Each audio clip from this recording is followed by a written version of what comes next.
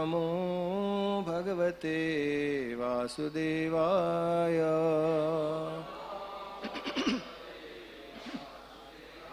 नारायणं नमस्कृत्यं नरं चैव नरोत्तमं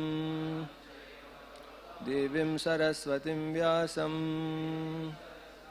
ततो जयमुदीरयेत्। नष्टप्रायेषु भद्रेषु नित्यं भागवत सेवया Bhagwati उत्तमश्लोके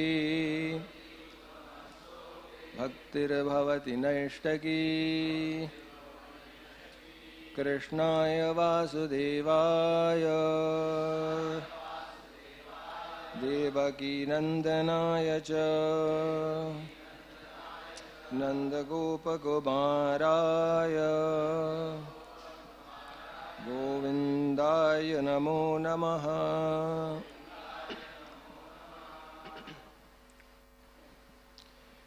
Reading from the 11th canto, chapter 10, text number 19.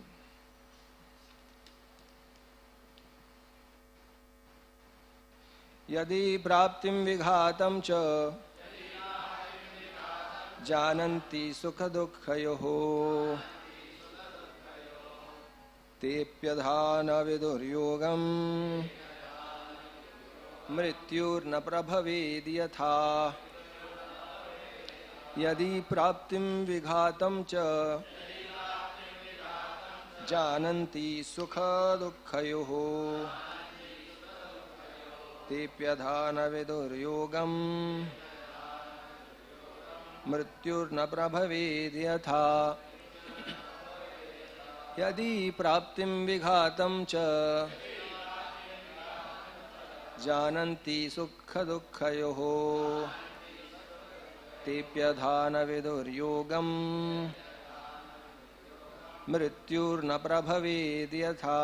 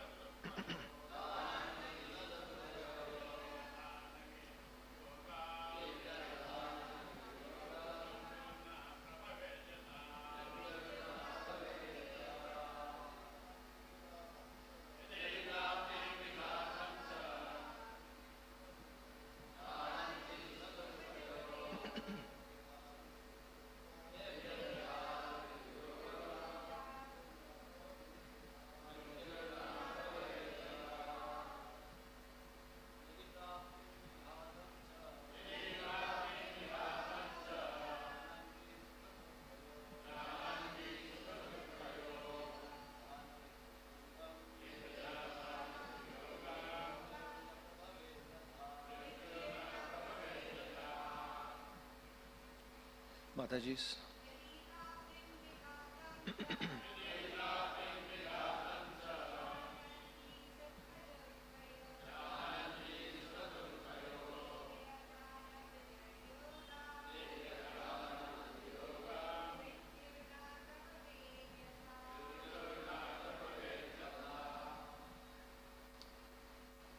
Hare Krishna.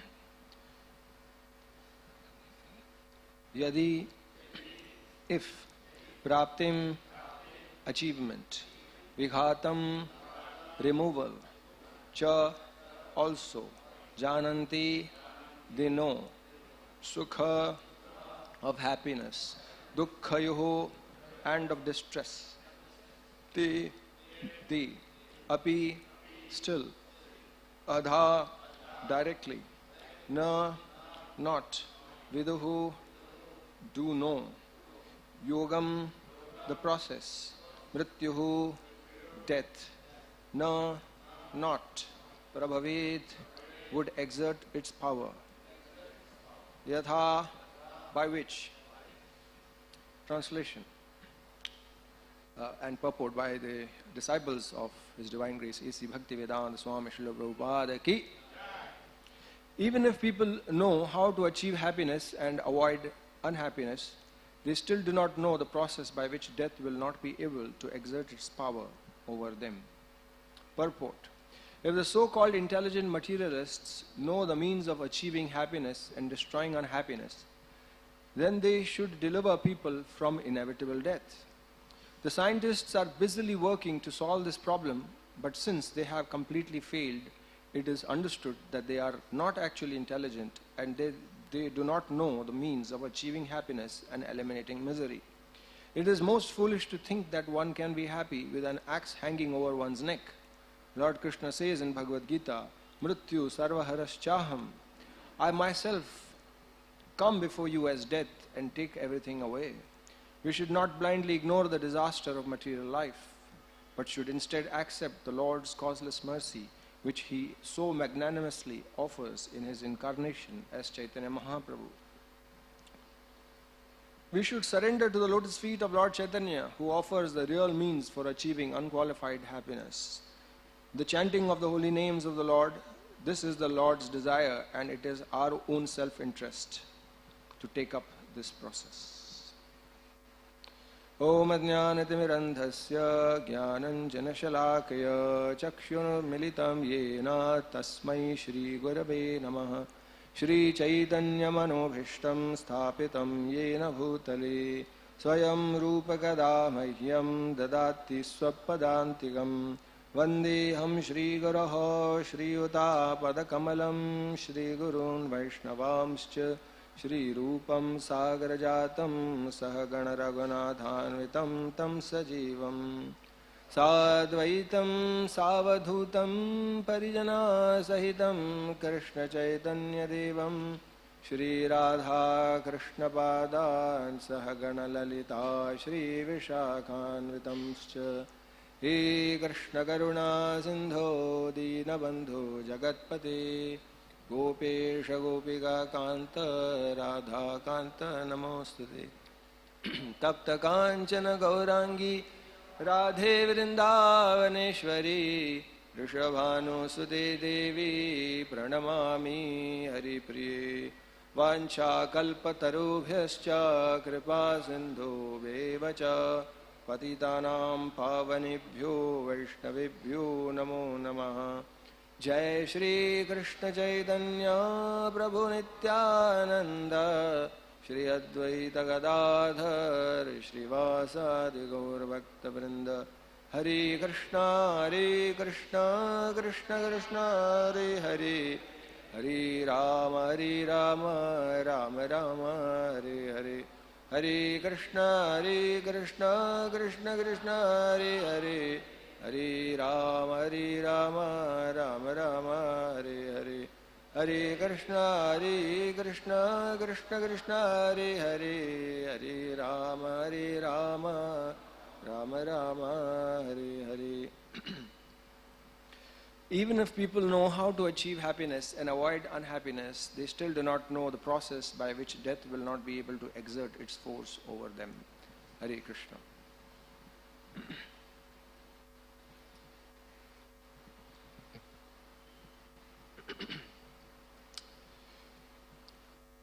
So this chapter is entitled The Nature of Fruitive Activity. The theme is Karma Mimamsa philosophy, being spoken by Lord Sri Krishna, and he is picking out the faults in this particular philosophy. As we know that Mimamsa means to examine and to analyze, to understand properly.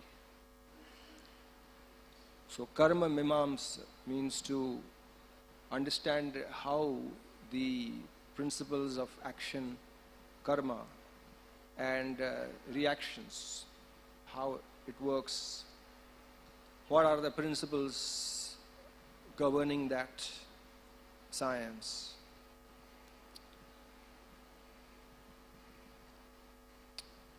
This Karma Mimamsa philosophy was propounded by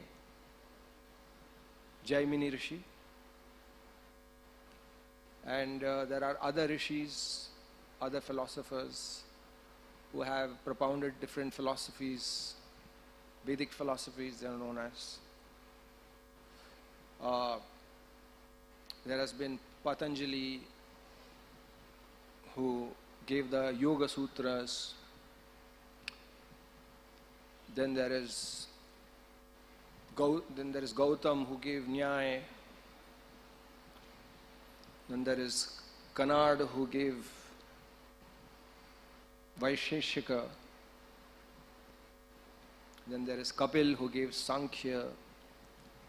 And there is Vedavyas, who gave Vedanta Sutras.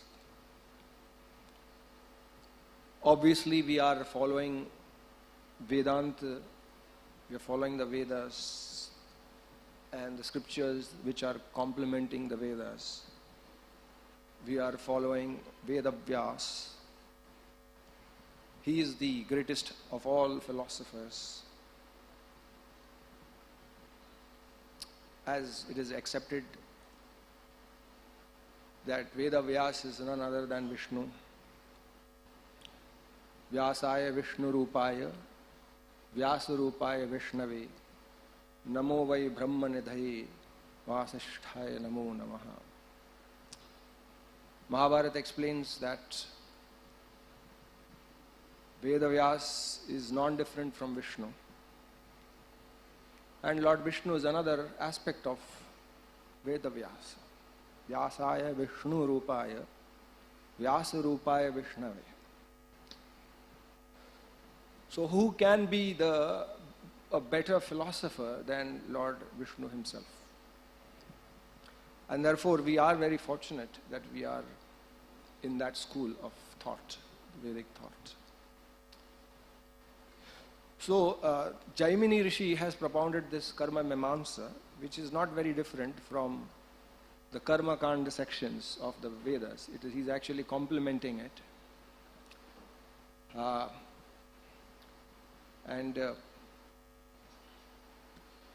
Karma Mimamsa is often referred to as the Purva Mimamsa, which is the material aspect of the Vedas, which are handed over to the Grihasthas, who follow the Varnashram system. And there is another aspect of it, which is the Uttar Mimamsa, which is the spiritual aspect, the devotional aspect, which is handed over to the sannyasis to study and to preach, the devotional aspect.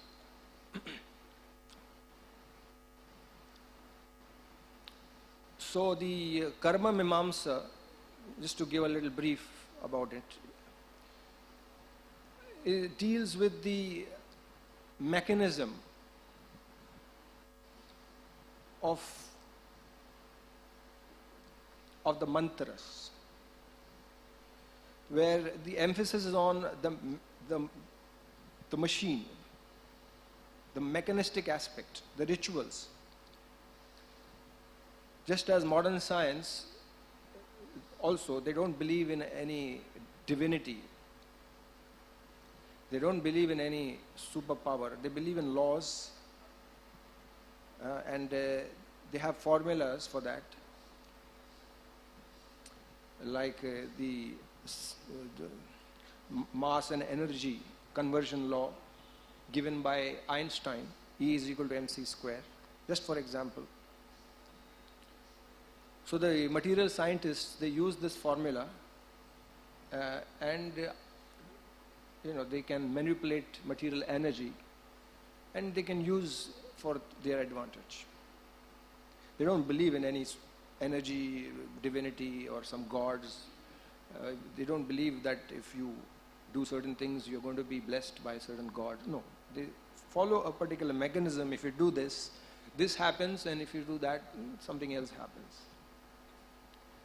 So the Karma Mimamsa is also that kind of technique where they believe that by the chanting of certain mantras, if you are a Brahmin, or if you are any other, if say maybe you are a Kshatriya, Vaishya, Shudra, then by following your duties, then you attract certain rewards. If you follow the Vedic literatures, which is Shabda, which they agree that it is like there is a science behind that Shabda, sound, the mantras, and if you execute it properly, then irrespective of whether the gods are pleased or not, they are forced, they are obliged to simply give you the benefit. So therefore, the Karma Mimamsa scientists, as you may call, they emphasize and focus and they practice a lot of chanting of the mantras, and they do it perfectly. You know, all those rules which govern the chanting of mantras, the pronunciations and everything, because they think that if you do it wrongly, you'll get the opposite result. Because they are not, you know, they're not depending on any higher authority to give them that license, that if you make a mistake, you know. And Srimad Bhagvatam also, in the 11th canto we saw, in the 2nd chapter also, there is that verse which says that that's how it works, actually. You know, bhajanti ye yatha devan, devapi tathaivatam, chayeva karma sachiva, sadhavo deenavatsalaha. So what is the difference between karma mimamsa and purva mimamsa and uttar mimamsa? Is that the karma mimamsa works according to your karma. A certain system which has been laid, you get reward according to how you work, how much you follow injunctions, the shabda. However, and what happens is that you get the rewards proportional to your inputs. It's only proportional. However, when you follow the Uttara Mimamsa, the devotional aspect, Krishna Consciousness, then the reward is disproportional. Not less, but far greater than what inputs you give. You engage in the process like that. So the goal of all philosophies is to make a person happy. We're all looking for happiness. And all these different systems of philosophies have been put forward so that people can follow and attain the goal of dharma, artha and kama. Ultimately to make us happy. So the system is that you follow pakka, everything is, and then what happens is you will naturally be elevated to a higher status of life where you can be awarded a better birth, where you can get better access to sense gratification, or in fact if you do better then you can be transported to heavens where you can even get access to higher forms of sense gratification which is not available here on earth. So that is the ultimate goal, ascension to heaven for higher forms of sense gratification. This is the Karma Mimamsa philosophy, just in case if you missed it. I'm sure that all the speakers previously have explained this concept. So we know that Krishna has in the Gita spoken, everything is there in the Gita, you see. Antavattu phalam tesham and all that. The rewards are temporary and all that. So now especially in this verse, Krishna is explaining the fault of Karma Mimamsa, that if you are, even if you aspire to go to heaven repeatedly, what happens is you have to still, take birth again, you have to die. So here it is explained that the fear of death is there. All followers of Karma Mimamsa, they understand that in order to go to heaven, you have to die. Is it not? So that's the problem, and people don't want to die. Even if you tell someone that you are so pious that you will ascend to heaven for millions and millions of years, you will enjoy unlimitedly But for that you have to die, then he will say, oh, no. Is it not? Even if you tell someone that you have to die to enjoy that, he doesn't want to die. So the fear of death. That's why you see Trishanku. We know in Ramayana there is a story of this king who went to Vasishtha and said that I want to go to heaven. So Vasishtha said, yes, you can engage in pious activities. You will go to heaven. Follow the karma kanda. You will go to heaven. So he said, no, I will have to die for that. I don't want to die. I want to go to heaven in this same body. Can you send me? So Vasishtha said, you are crazy. Get lost. Crazy man. So then, look at it. So then he went to Vishwamitra. And they had some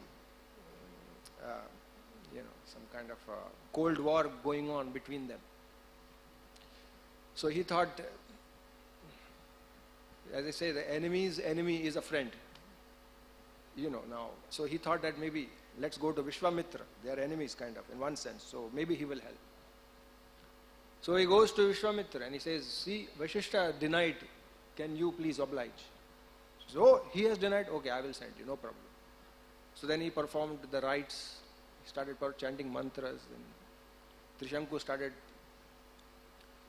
ascending to heaven. We all know that story. And Indra and all the demigods, they are seeing this, some kind of smell, really horrible smell coming, unusual for the heavens. So what is going on here? And they realize that Trishanku is ascending to heaven in his earthly body. That's impossible. So he throws a thunderbolt at him, sends him back. He calls out, Vishwamitra, Vishwamitra, just see, this is an insult not to me, to you. And Vishwamitra, he says, don't worry, don't worry. And again he starts chanting mantras. Again Trishanku goes upwards. And again Indra is very upset. Again he throws a thunderbolt and sends him back. And this is going up, back and forth, back and forth, back and forth. There's no conclusion to it. Finally Brahma intervenes and he says, okay, let's have a compromise. And then a special heaven was made for Trishanku between these two worlds, known as Trishanku Swarga. It's a fact, it's written in the scriptures. It seems incredulous, but it is a fact, it is there. I mean, people don't want to die, even if you tell them that, they have to go to heaven. So that's why it is said, once that death asked life. Death asked life that why is it that people love you so much and hate me and are fearful of me? So then life said, that is because, you are the bitter truth. And I am a sweet lie. And what is the sweet lie? The sweet lie is that people think that life is meant for enjoyment, but actually it is not. It is not meant for enjoyment. Where is their enjoyment? Here it is explained. How can you enjoy life when you know that you're going to die one day?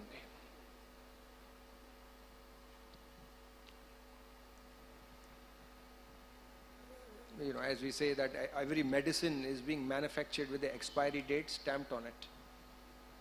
So also the number of breaths that we take, that we will take in this life is destined. Everyone who has taken birth is destined to die. We know this and still it is so difficult to believe. Who was that lady who who's like very upset because her son died, young son died, and she was very, very morose. And somebody suggested to her that you go to Gautam Buddha, he's there. He will give you some words of wisdom. So she went, thinking that Buddha is so powerful.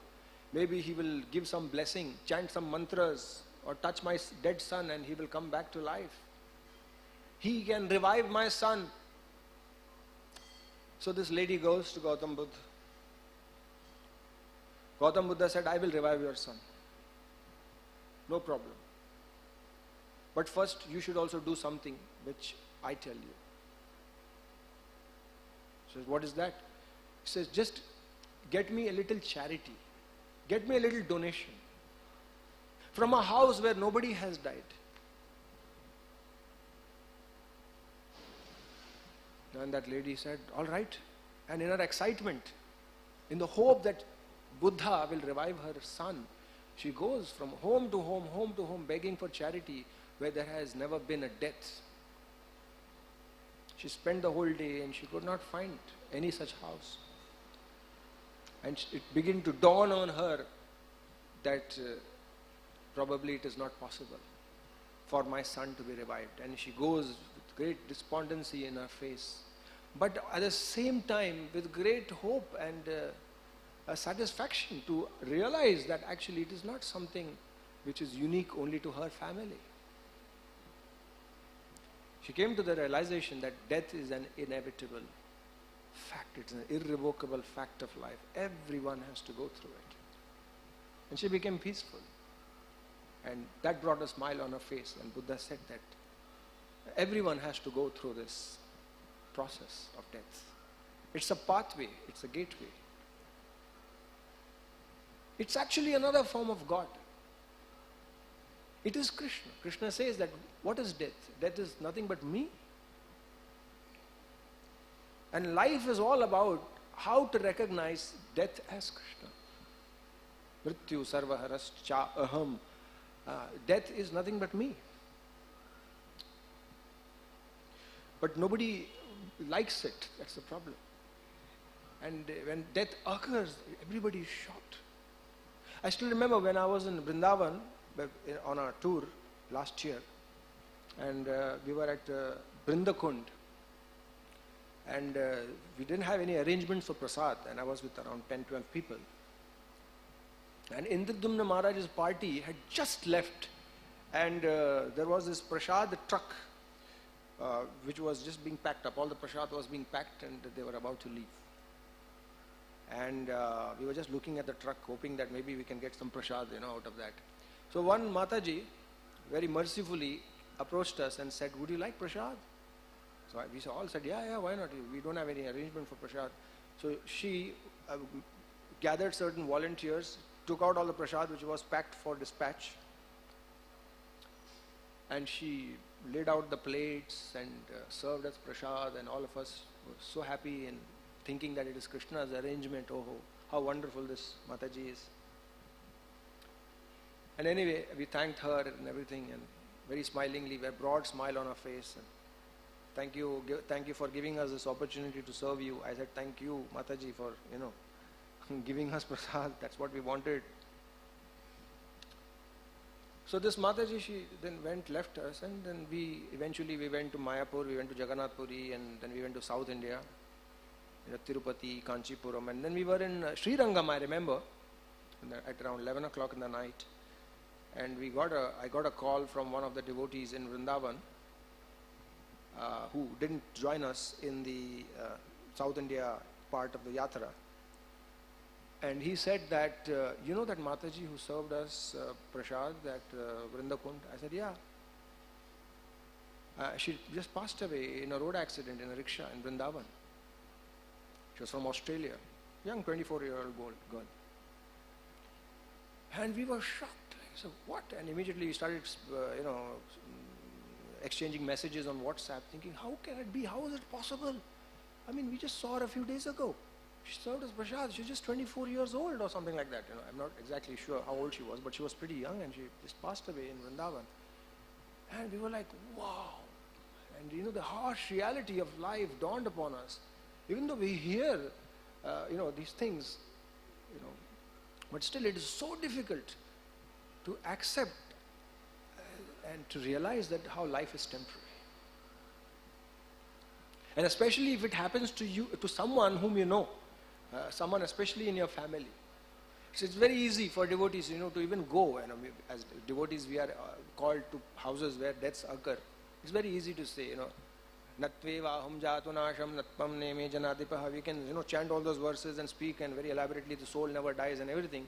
But if death occurs in our own home, it's very difficult to chant these verses and speak and elaborate on these things. So we all know that it's very difficult to be happy in life when death lingers on everyone's head. And we know that Parikshit Maharaj was cursed to die in 7 days. But actually he was cursed, but along with the curse also came a blessing. That he will not die in 7 days. Because for the curse, for him to die in 7 days can only take place if he lives for 7 days. So he was assured to live for 7 days. But when it comes to us, we are not sure whether we will live for even 7 minutes. There is no assurance. Who has given that guarantee? There is no guarantee. However, we still are hopeful that we will live. That is the illusion of nature. That's the illusion of this material world. That's what Yudhishthira Maharaj, when he was questioned by the Yaksha, that what is the most astonishing thing in this world? And Yudhishthira Maharaj said, Ahani ahani bhutani gacchanti yamalayam sheshasthavaramicchanti kim ascharya atah param. That how surprising it is that people in this world are so optimistic, that they see people die all around them, but still they are hopeful. They are optimistic and they think that death will not occur to them. And they make plans as if, they will live for 100 years, 200 years, 300 years. Therefore they collect so much worth for thousands and thousands of years, and there is no account of even a second of life.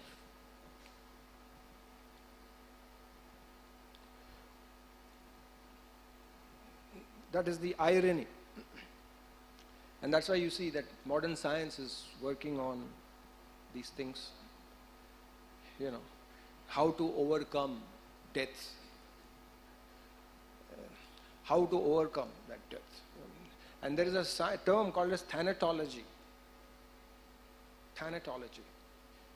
Thanophobia. Thanophobia means the fear of death. And that has spawned a science called as cryogenics and gerontology, where people study the cells and how to postpone or how to even eliminate death. And cryogenics is a technology they're developing to freeze the dead body in such a way such that in the future, so that you retain all the cells in a healthy state, so that in the future when scientists come up with a technology to revive the body, revive life, then the people can come back.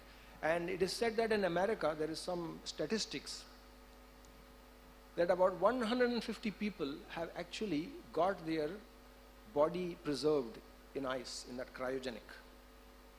And about 1,500 people have registered for that. That means they've already paid the money to get their body preserved. And,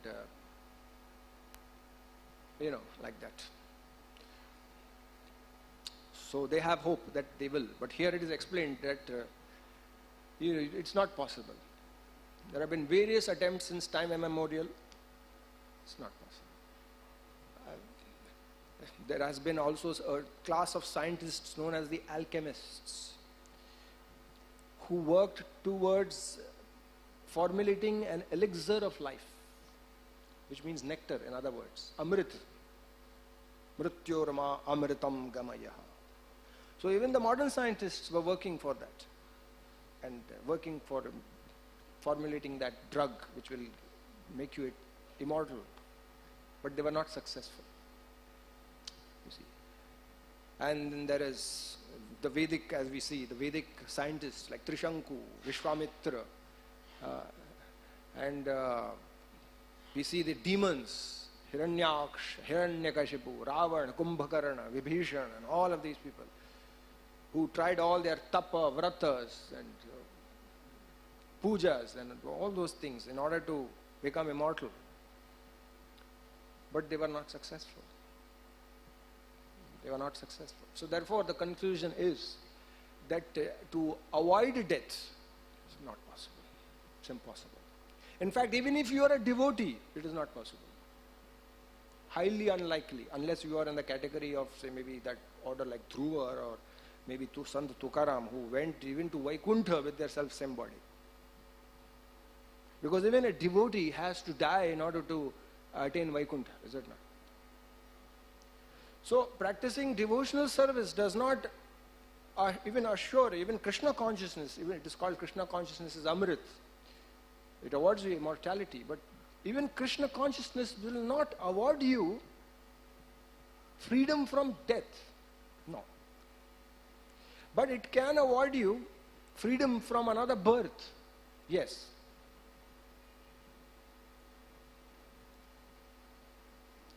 Is it? So even a devotee has to die. So therefore that's the logic that people give. अरे क्या है, हम भी भक्ति कर, तुम भक्ति कर रहे हो, तुम लोग इतना बोलते हो, तुमको भी तो मरना पड़ेगा. हाँ ठीक है, मरना पड़ेगा, बट जन्म हमको फिर से नहीं लेना पड़ेगा, तुमको जन्म लेना पड़ेगा. फर्क तो यही है. So we don't say that हाँ ठीक है मुक्ति मिलेगी, ठीक है, but you are going to die, that's for sure. Even a devotee has to die. So therefore that example is given of death, like a cat. You know, the mouth of a cat. So what is death? Death is like Krishna. For a devotee, he is Krishna. And for a karmi, death is fearful. Like the mouth of a cat. For a rat, it is like death. But for its kitten, it's love. It's motherly affection, embrace. Cat is carrying its kitten when it loiters around here and there. So cat goes around behind the kittens and carries it in its mouth and brings it and puts it back in its place. You know, how wonderful, how loving. But when that same mouth, when it catches the rat, it's death. So death is the same. But it depends. For a devotee, it is Krishna. For a non-devotee, it is misery, suffering. So therefore here, the very important aspect has been highlighted. That how can you be happy if you know that you're going to die?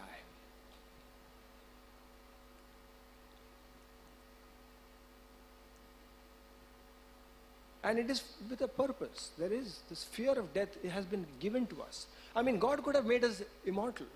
What was the need for death, is it not? Couldn't He have made a body which was eternal? We never had to die. He could have made it. It's possible for Him. But the reason that there is death, the reason that there is this thanatophobia is to propel us, to motivate us in order to take to Krishna consciousness, in order to go to Krishna, to go to the Supreme Lord, to get the solution. Otherwise we would never be motivated. We would be just continuing. Because mukti, or liberation, can only be awarded by Vishnu. Mukti pradata sarvesham Vishnur evana samshaya.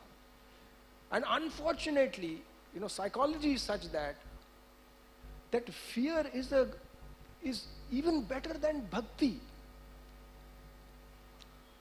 You know, there's only one yoga. There's karma yoga, jnana yoga, ashtanga yoga, bhakti yoga. But there is one yoga which is even better than bhakti yoga, as it is explained in the 7th canto of Srimad Bhagvatam. That what is that yoga? Bhaya yoga. Samramba bhaya yogena. Vindate tat swarupatam. Kita peshas krita ruddha kudyayam tam anusmaran. Samramba bhaya yogena. Vindatam tat swarupatam. That, you know, you've seen that sometimes a bee may capture a worm, put it in its nest and is just preparing to kill it.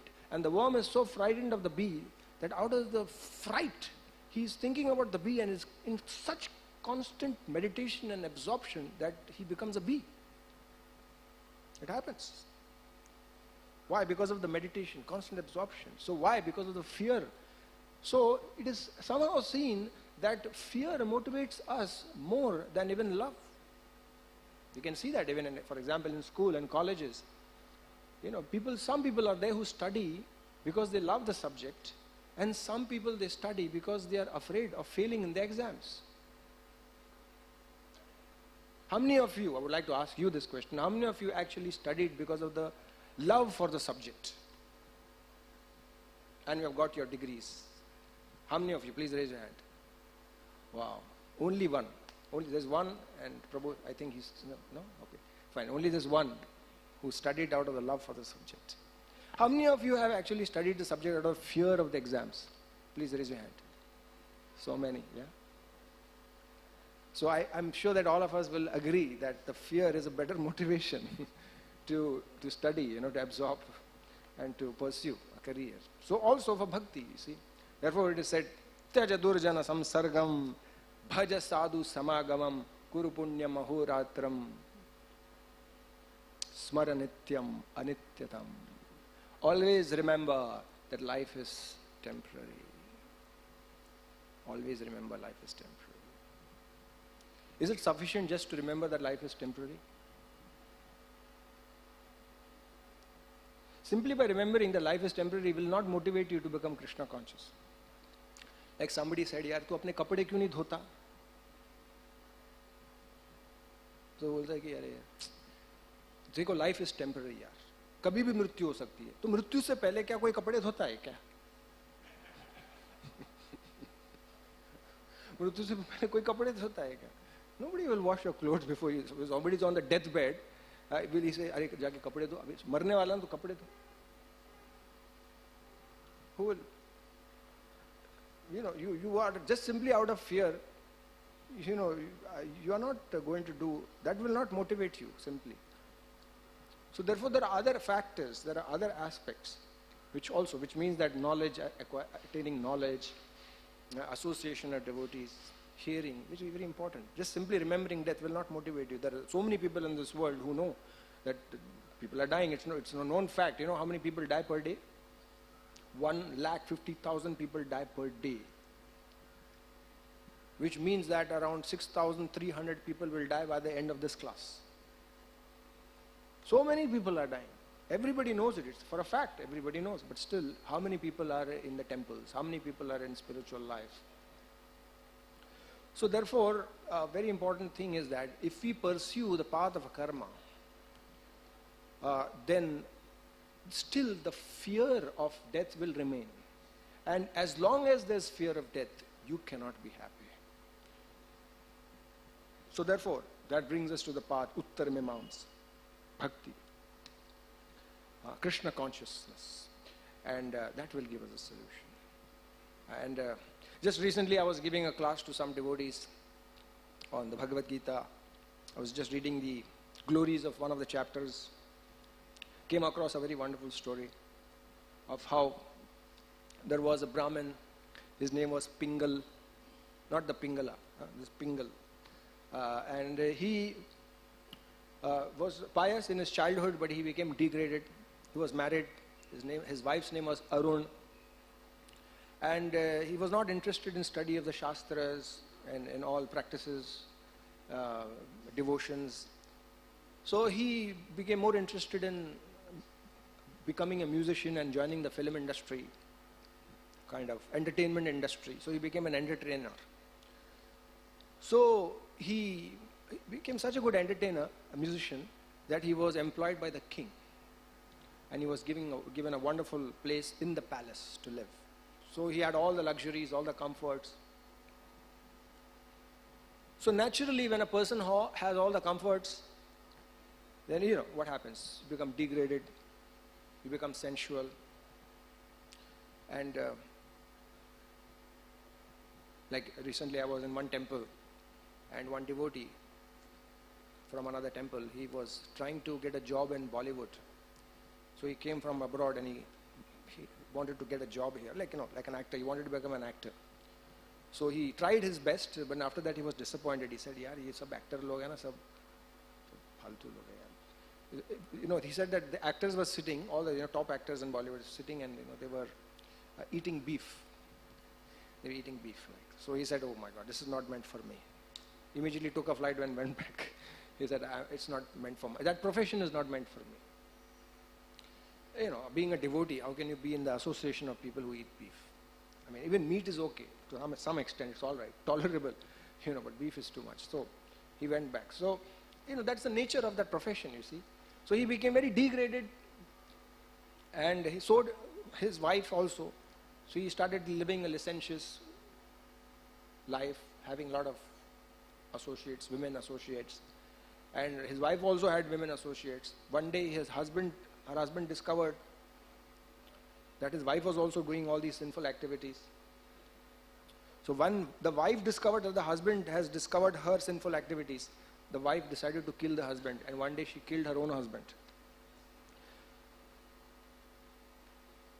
So the husband, because he was himself sinful, he became a vulture he went to hell, of course, and suffered for a very long time. And after that he became a vulture. Consequently, it so happened that the lady was also, because she was so sinful, she died of some venereal disease. She had to go to hell, suffer for a very long time. She again came back and she became a parrot. Coincidentally, it happened, this is there in the Padma Puran, okay, in the Mahatmya, Gita Mahatmya, alright, so it's authority. So the vulture happened to see the parrot, and he remembered that this parrot was my wife in the past life, and it was she who killed me. So the vulture swooned down on the parrot and killed her. And when the parrot died, the parrot fell into a skull which was filled with water.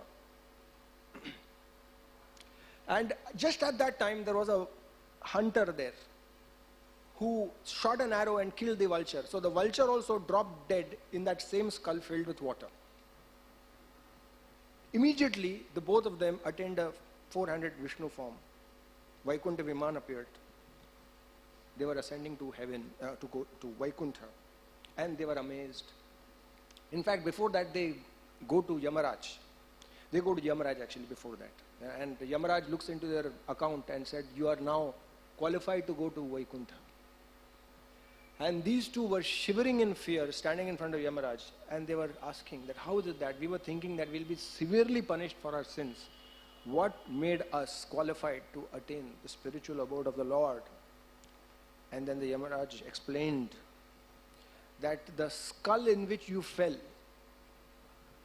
that was filled with water, belonged to a devotee who used to chant the verses of Bhagavad Gita on a regular basis. He went back home, back to Godhead, so his skull was lying there. You happened to touch that water in the skull and you attained that spiritual merit, and you have become qualified. So you see, such is the merit of devotional service, such is the merit of Krishna consciousness.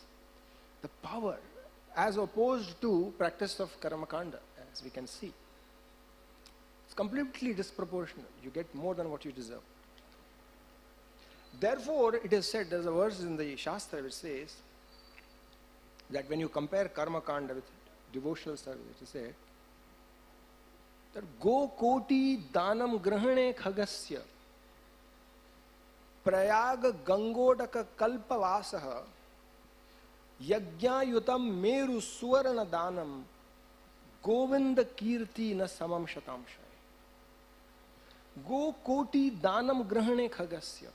That even if you give koti cows, millions of cows in charity, when during the time of an eclipse, which is considered to be very extremely auspicious, Prayag Gangodaka Kalpavasaha, and if you are residing on the banks of Prayag and Ganga, for how much, for how long? For a kalpa, millions of years. Yagyayutam Meru Suvarna Danam, and you are performing these yagyas, and you are giving charity to the Brahmins. How much charity? What you are giving in charity? You are giving gold in charity. How much you are giving in charity? You are giving this like a mountain, Meru mountain. Meru Suvarna Danam. Still, Govinda Kirti Na Samam Shatamsha. Still, the merit that you attain from doing all these karmakandic activities is not even equal to a fraction of the devotional merit that you get by chanting Hare Krishna, Hare Krishna, Krishna Krishna, Hare Hare, Hare Ram, Ram Ram, Hare Hare. So that is, in essence, what Sri Krishna is trying to elaborate, the demerits of Karma Kand in establishing the authority of Krishna consciousness and inspiring all the readers to take up to devotional service. Thank you very much. Srila Prabhupada ki jai.